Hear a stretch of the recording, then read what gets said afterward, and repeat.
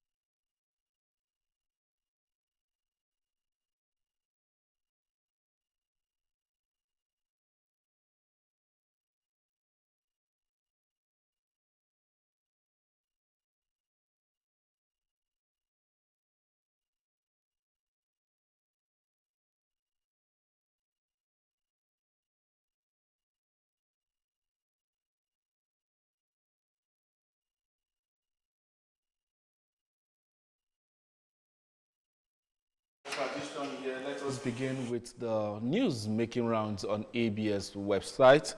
And on the first, we have is Soludo tax SEDC on regional railway linking southeastern states. Ifejika family goes to Thanksgiving service for rescue of kidnapped 5-year-old son after 6 months. We have Bishop Nwokolo lauds Soludo for effective security architecture. Abga Anambra woman leader, Mrs. Onyekesi, extols Soludo for people-oriented programs. Okay, let's see other ones. South Women Entrepreneurship Conference ends at Amobia. We also have matriculation, COU, VC, Omenora task, new students on hard work and dedication. We also have road mishap. Nigerian footballer Lawal dies in Uganda. That's quite unfortunate. We also have police targets to reduce crime rates by 50% this year. We have French President Macron backs Trump's approach to Russia-Ukraine war. So these are the major headlines we have on the ABS website. Well, This is very, very important. The first story we are getting here telling the SEDC chairperson on the need for regional railway linking the southeastern states. Sincerely speaking, like we said the other day when we're talking about crashes on our roads because of the bad roads, not proper training of those tanker drivers, and then so many other factors that lead to all these petrol tanker crashes and the rest of it all. One of the suggestions was, why not go back to the days where we used to use the rail to ferry all these flammable products, and then the train will carry more badges, you understand, than these 33,000 liters or 60,000 liters, as the case may be. So I think this is a welcome development. That's if the southeastern governors will see it as a necessity. Yeah, if they see it as necessary. And there are other areas we want them to look at. Southeast governors. You know the point there? I think we need this collaboration. We need this synergy. Yeah, true. Not Abia wanting this and Imo saying the other thing and Anambra, that kind of a thing. I think there's need for them to encourage this young man to be able to deliver. Okay, but when I watch him speak, he was talking about that this is like the age-long reconstruction, rehabilitation, and reconciliation after the Biafran War. And if he's going to run on that platform, I think we're going to have a good situation in the next 1 to 3 years in the Southeast. Yeah, in as much as we are saying these things, it's more like, encouraging the governors to do this. We must also thank them. They've really been, when you go through the various 5 southeastern states, you would see that hint of collaborations. For example, you're going from Enugu to Abakaliki, you're seeing that both governors are actually trying to, make their roads dual carriage.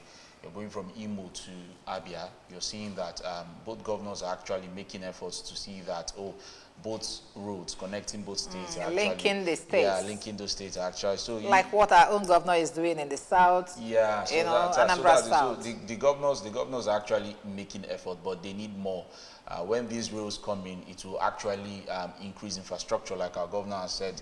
If we do these things, we begin to see the Southeast like the Taiwan of Nigeria and all that. It's going to actually help a lot. Apart from the roads, I think they just have to look critically in the provision of the rail lines. We need it here because if you're not captured centrally, let's capture ourselves who can do it. Yeah. Okay. There have been a lot of talks about the Southeast region can do it. Yeah. We need to connect to the not just the borders but to the seas. Yeah, exactly. Because there have been a lot of talks about connecting Aba to let's connect ourselves first, the Southeast, and then we'll start looking at how to connect all the states. No problem. All right. Let's quickly see this other story that is really interesting. Police target to reduce crime rates by 50% this year. I wonder why this should be coming this year. This should be a thing that should be on the mind of every police officer, whether commissioner or even the Inspector General himself. Sincerely speaking, apart from the fact that people blame the economy of Nigeria for the reason why they delve into crime, but to me that's still not a yardstick into delving into crime, because you definitely won't want things, your properties to be stolen or taken away from you, you understand? So it's a welcome development, but then will the necessary investment be done in order to reduce and achieve this statement? Because just you understand? We need, in fact, we need better enumeration for our police, the guys in the line of fire, and we need proper tools for them in order to work. Because most times you hear them say the people of the underworld have more sophisticated weapons. Some of them even go as far as even saying that they have better intel amongst them working. So I think the reason why those kind of things happen is not just the fact that the police they don't have what it takes, but the payments and then the welfare package that goes with those officers. Not too long ago, we heard about 2.9 billion earmarked for fallen heroes, you understand? And we talked about how is this money going to be shared. Does the Nigerian Police Service Commission have a data to actually know who and who deserves what? So police coming up to actually own up that they want to reduce crime to the barest minimum by 50%. That's across board. It's a welcome development. But I think more needs to be done. Even on the citizens' part, if you in Anambra, the slogan is if you see something, you say something, you understand? So if we can have that slogan across board, you understand? I think we, the citizens too, can help the police in order to achieve this target of 50% crime reduction. All right, let's look at the matriculation. COU, VC, or Menora task new students on hard work and dedication. Why is this so important? You know, nowadays we see everyone trying to, especially the young persons, we're trying to cut corners, trying to, find easier ways to get things done. But sometimes we forget that, we need to actually do the right things. And sometimes it's going to take time. You may not have the patience or something. So I believe it's really very important that the VC actually, communicate this to Yes, the students. and I hope that that advice is encompassing, because while we were in school, they told us that you're going to be graduated on the basis that you have been morally and academically certified. Okay, that's what you are here to do in the university. You could be good academically, but if your behavior is not good enough, you might be denied your certificate. But these days, I don't know whether these emphasis are laid on our students, judging from the type of life they live now. But when you are hard work, does it include sleeping around or playing around to where to use the most expensive phone in school, when your parents are trying to make ends meet, live in a house that they pay maybe 100 or 200,000, you live in a very exorbitant house, use phone 1.30 million naira, and then wear the longest wig and the most expensive wig while in school. Is it part of the hard work we're talking about? Does anybody look into that? Okay, I know some departments, that's this package, that's the way you look, like I know in the law faculty. You don't do anything, you don't wear any type of wig, you don't do any type of hair, that's, I'm talking about the school, that kind of a thing. Is there any way we can inculcate this in all the departments to be able to curtail the rates, these kinds, especially the women, okay? Run around to meet up with what they don't need even now, when you're supposed to focus and read, and then make good grades. You'll be jumping around hoping that you're going to sort yourself out and then get good grades at the end of the day. It hurts. You see this in private universities. Based on you're speaking from the point of being a parent, you understand? And that's when you see your children or you expect them to, make the sacrifices and know that in life, you have ample opportunities to do it tomorrow. Later, not to talk of the guys that want to kill themselves to make all the money they want to impress the girls. I think Gobina wanted to talk about that one. Yeah, I'm just saying, all the things you mentioned are quite great, but you see them in private universities and you still see students in these private institutions still coming out to complain, oh, the school is doing this, the school is doing that, and all that. So that is a glorified secondary school, especially the mission. Yeah, so I think the best thing to do is, everything starts from the home. The parents have to, keep trying their best. It's really not easy parenting and all that. But once you've given your child the basics, the basic moral and all that, I believe they are good to go. And even when they would want to go astray, they will always remember, okay, oh, this is what my dad told me, this is what my mom told me, this is the family I'm coming from, or something like that. We don't want to dent the image of the family. Yeah, because in as much as you do this, people are still, even the private institutions and the mission institutions, we still see students doing a lot of things that are very questionable, Okay. Yeah, let's go to the first paper for review this morning, and that will be the Daily Times newspaper. And the banner headline is talking like Kanu. MFLS lawyers accuse Justice Oshodi of bias. Demand in hands of ex-CBN governor trial. And also we have there at the mast, bandit Turaj will be eliminated soon. That's coming from the army. And we have alleged 80.2 billion naira fraud, Bellows name not in Abuja property document. EFCC witness tells court. And then we have June 12, IBB should be prosecuted for human rights abuses undermining democracy. That's coming from Abdul Oro. And then Anambra Guba, those championing, clamoring for zoning agents of APGA aspirants. We have NCDC reports 80 deaths in 11 states as Lassa fever cases escalate. Tinubu tax National Assembly on workable tax reform bill. And then we have next, that will be the Punch newspaper. All right, on the Punch we have Lagos Assembly Speaker Miranda may step down as Akonde panel shortlist 7. And the kicker to that, panel recommends Obasa's resignation. Akonde Oshoba to brief Tinubu on report. All right, still on the Punch, we have filling stations short, loading halted as Lagos impounds tankers. That's on page 20 of the Punch newspaper. Still on the Punch, we have IBB's book, Don't Tarnish Brightweight's Name. Family warns of Basanjo.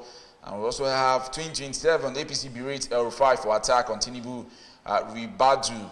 Okay, Ayedetiwa begins new term. Fasoranti's son, others get cabinet appointments.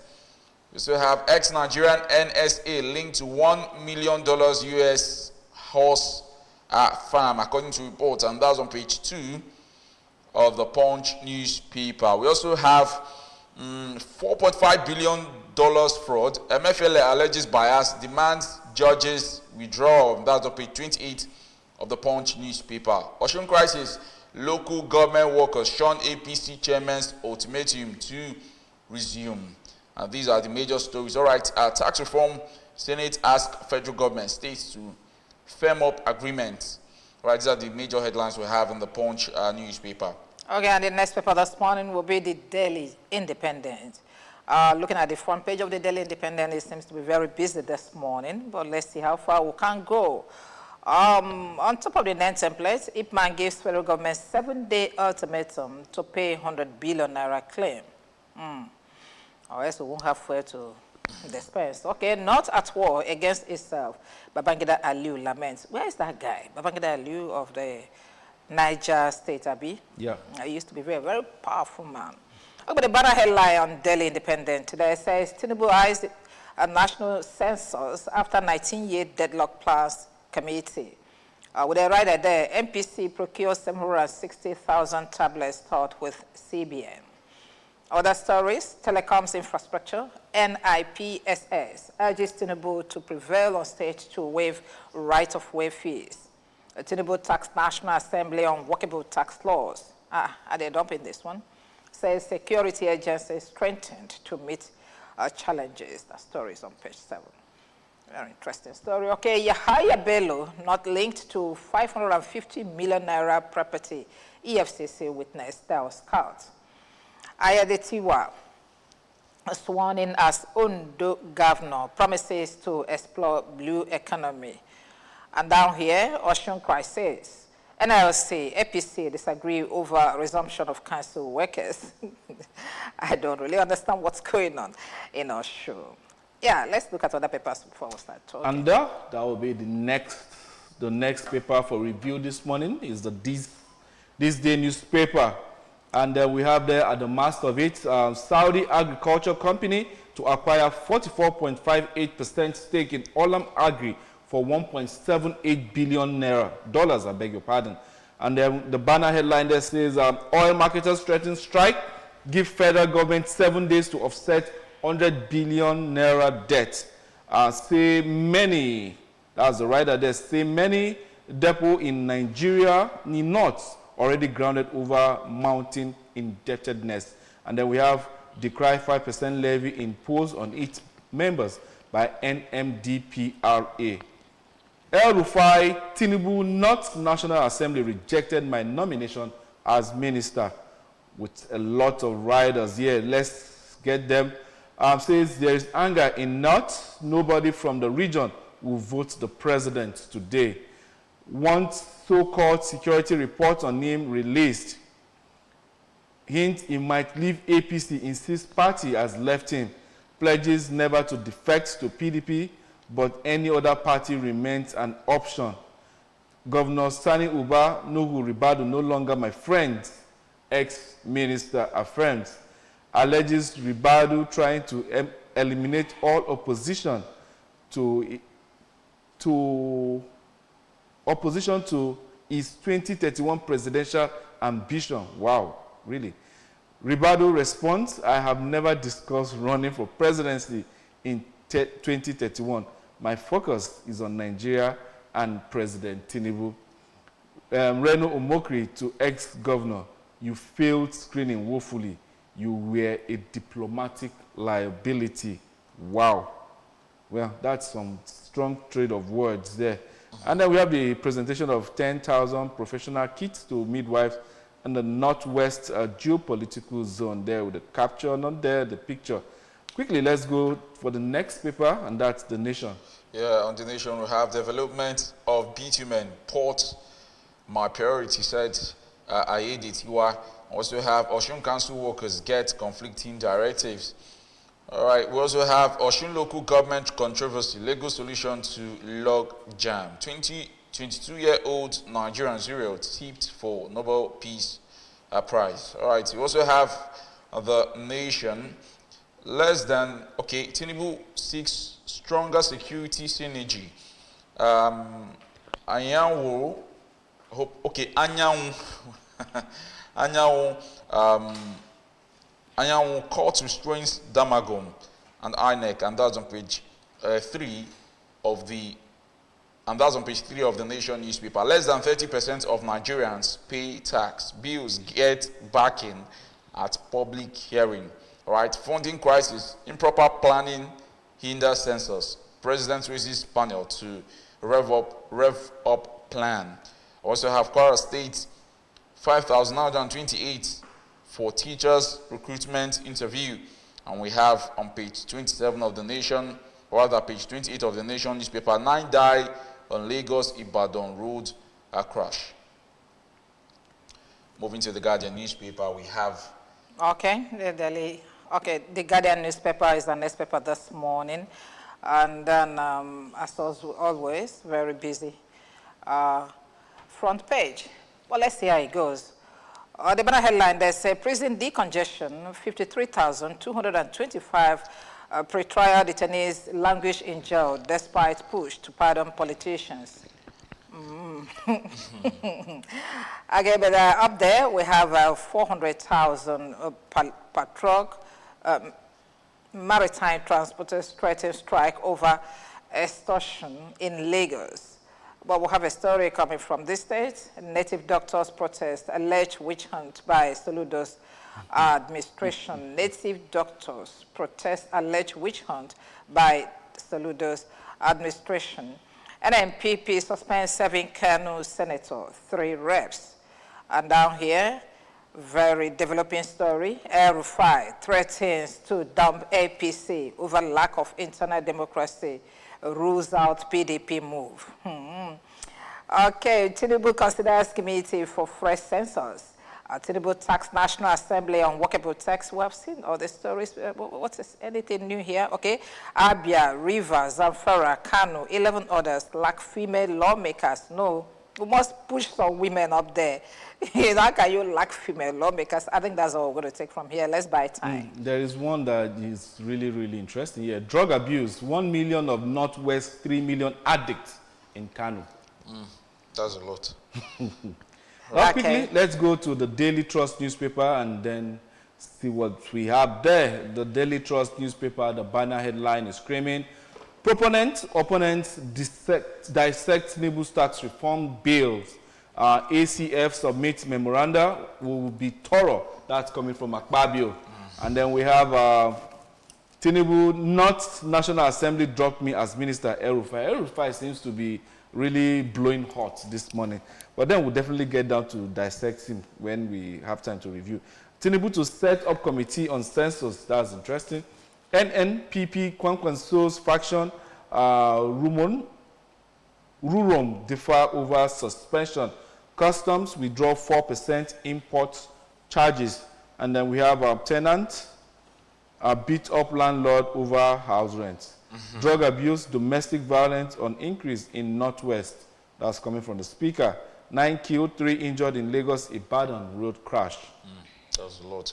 Now on the Nigerian Tribune, we have APC has left me, coming from the man, El-Rufai. And the kicker to that says, Tinubu not Senate rejected his ministerial nomination, faults implementation of president's economic policies, hints at possibility of joining another political party, rules out PDP. And we have, still on the Nigerian Tribune, Ayedetiwa sworn in as Ondo governor, appoints Pasoranti's son as SSG. Right, police begin probe as residents claim 22 killed in Edo clashes. All right, why Nigerian Tribune was among first to be granted interview upon my assumption of office. That's coming from the man, Babangida. We also have Osun APC local government chairman give workers ultimatum to resume, accuse Adeleke, Makinde, Bala Mohammed of igniting crisis. They lack power to intimidate threatening workers. This is coming from the NLC and the TUC. APC only interested in burning down Osun. Adeleke spokesman. They're still smarting from loss suffered at the local government poll. This is coming from Makinde's aide. All right, they had an election during the weekend, and the PDP it's been generating a lot of controversy. The PDP won about 30 of the local all the local the governments. local government. That's all right. Was PDP court orders INEC to stay action on Anyanwo's sack. Party Udokoye applied to join suit. Adebanjo for burial May 3. Tax reform bills, future of Nigeria. This is coming from the Senate President. Says not up to 30% of Nigerians pay tax. RMAFC urges Senate to adopt governor's position on new VAT formula. And that's on page 21 of the Nigerian Tribune.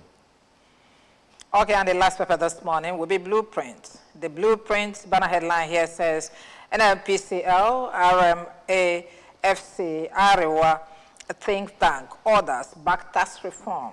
Wow. Tax reform bills, that means they have regrouped.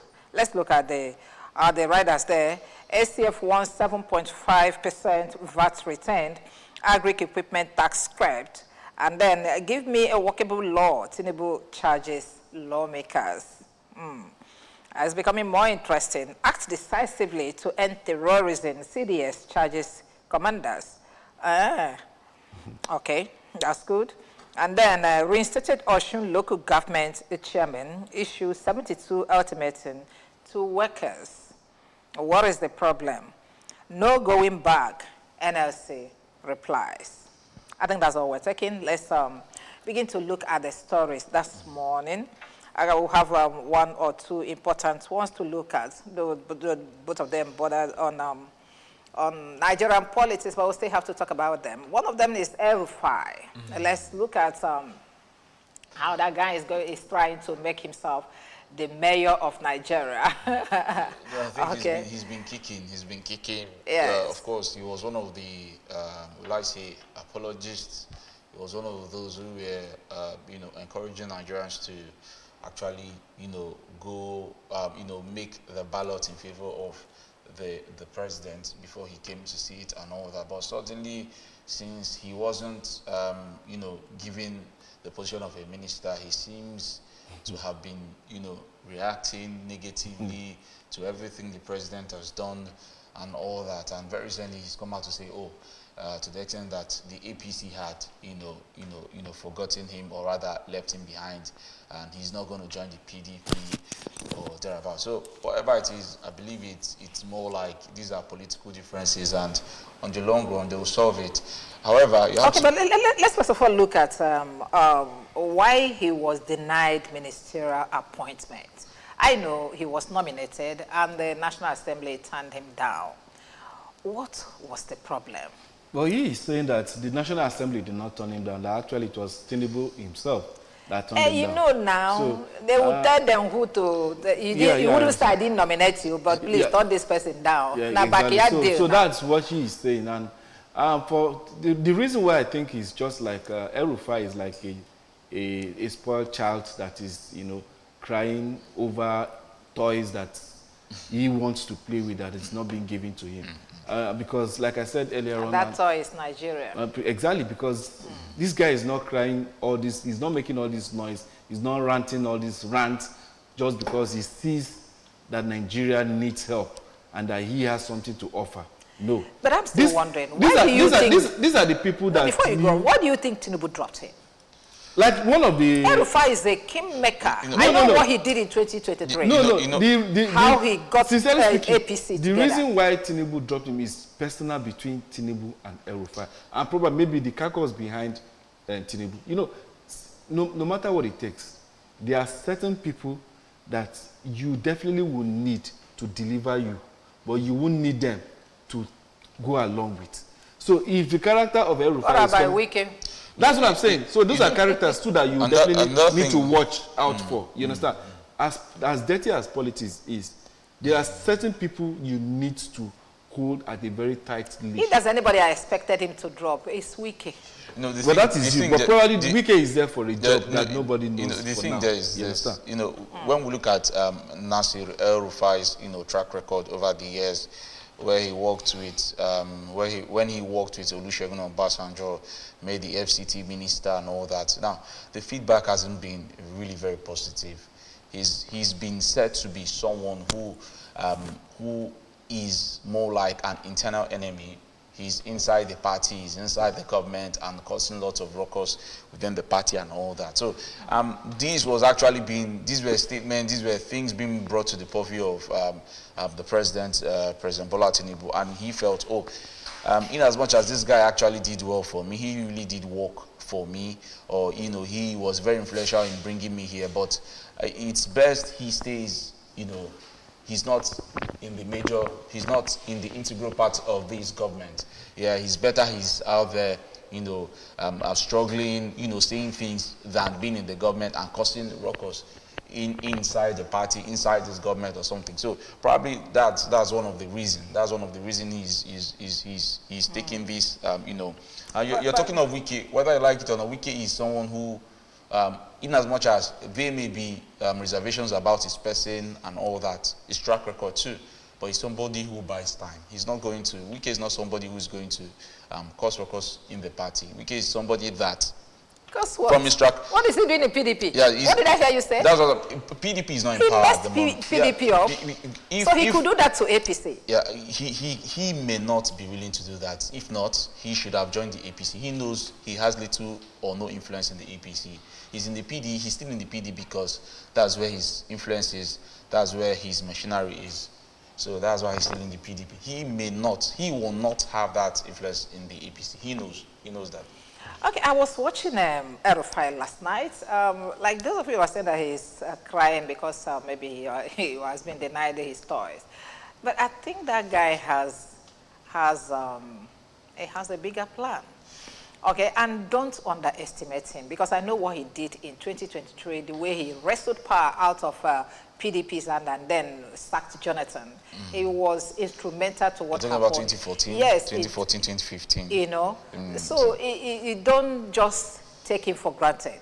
Okay, now he has said that I'm not just leaving APC. APC had left me, but I know he was asked about the meeting that is coming up this week. He said, well, I didn't get intel on time. I'm not going to be there. That I'm now enjoying my life in Egypt. That's where I operate from. That I'll be moving from that place to Saudi Arabia. That guy is consulting. Then he was asked about PDP. Are you going to join PDP? He said no. That was what he did when he tried to, bring in a bigger merger to wrestle power out of PDP's hand. And that's what I think he is planning to do now. Yesterday we heard him say that they are negotiating North-South partnership, to wrestle power out of the Southwest, and a whole lot of things. So don't underestimate that young man. Politicians will keep planning, whether you like it or not.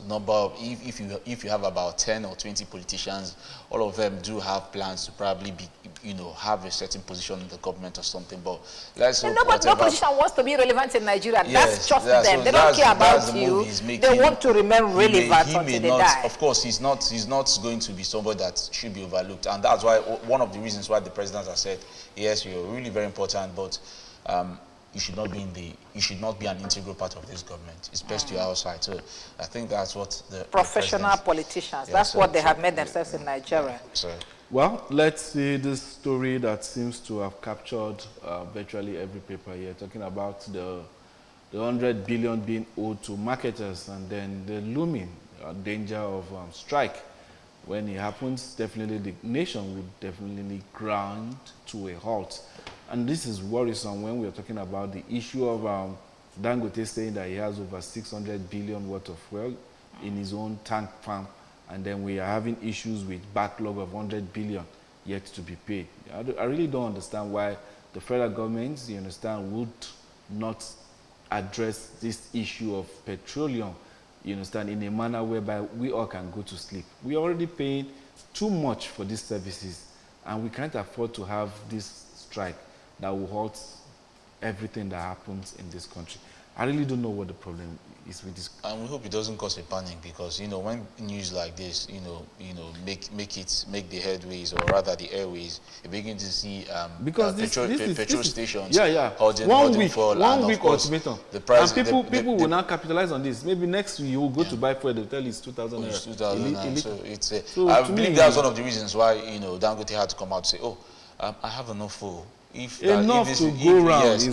federal government is saying, we have enough fuel and all that. So let's see what happens. But Dangote is not going to sell the fuel directly to the buyers. We are talking about the marketers here, the people that are going to take it from there and then bring it to us. What they are demanding is bridger cost.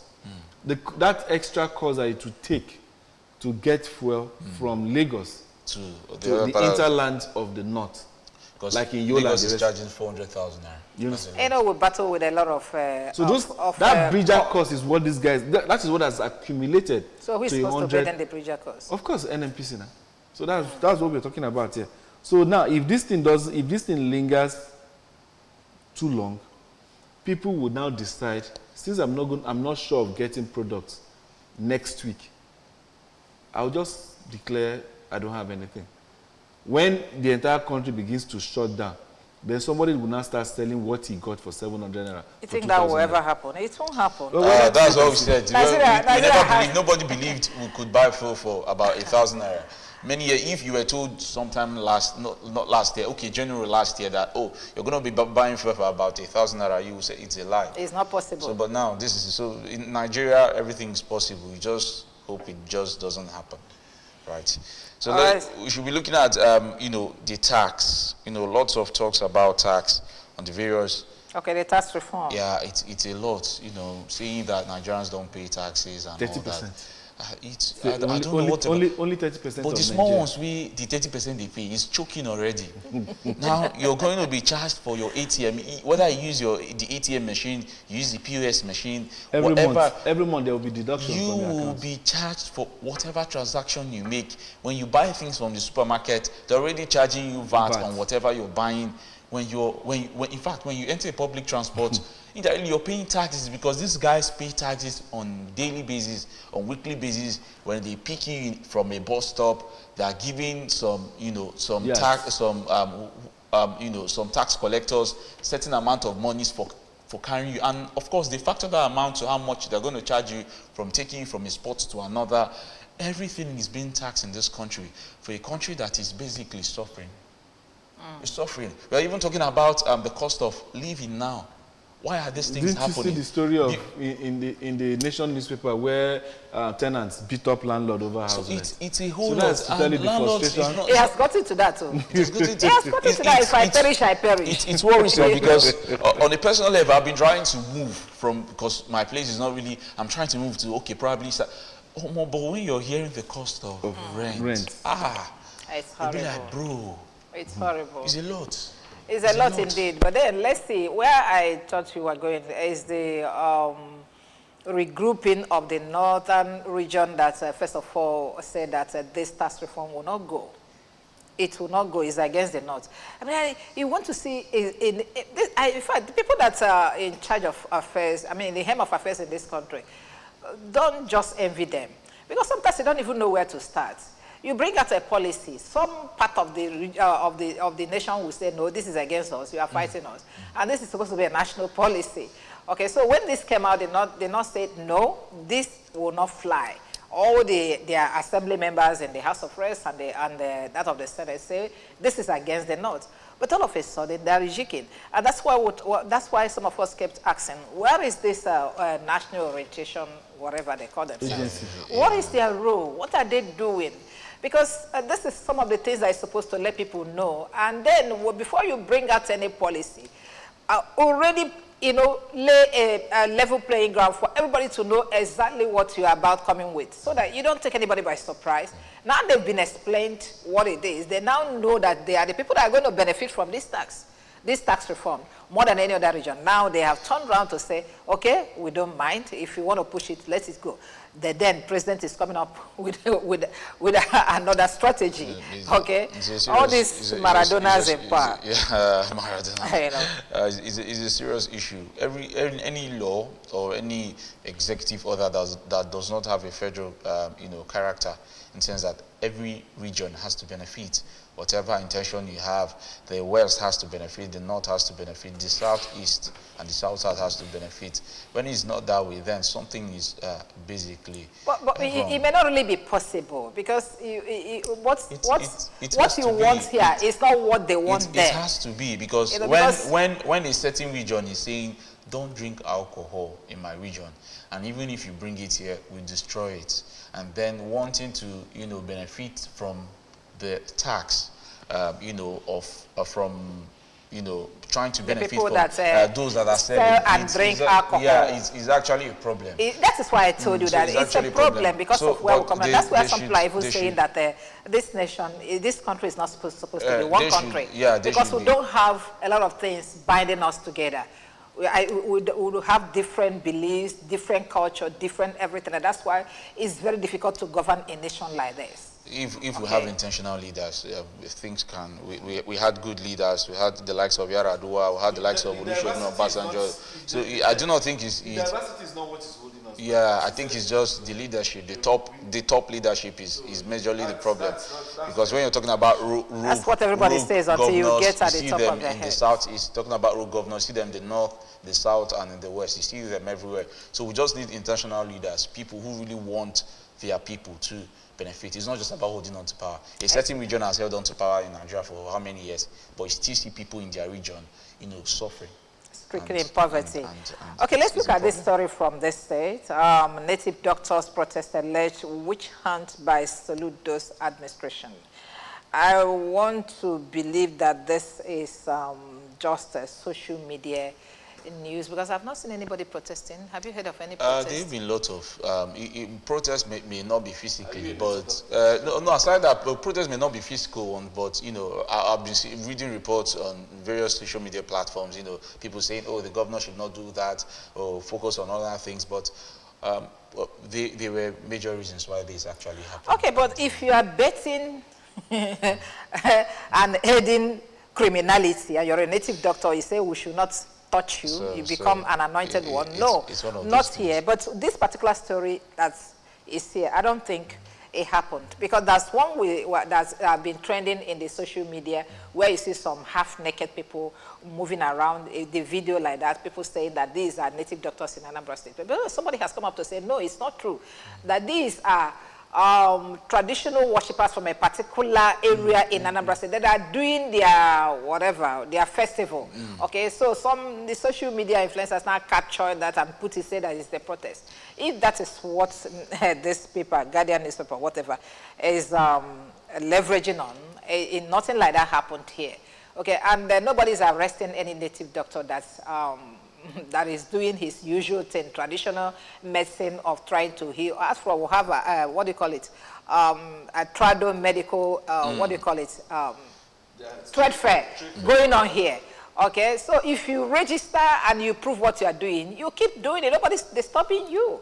In that trade fair, you find people from different walks of life, people from different states, or Yoruba, Hausa, this and that, displaying their medicine and what they do.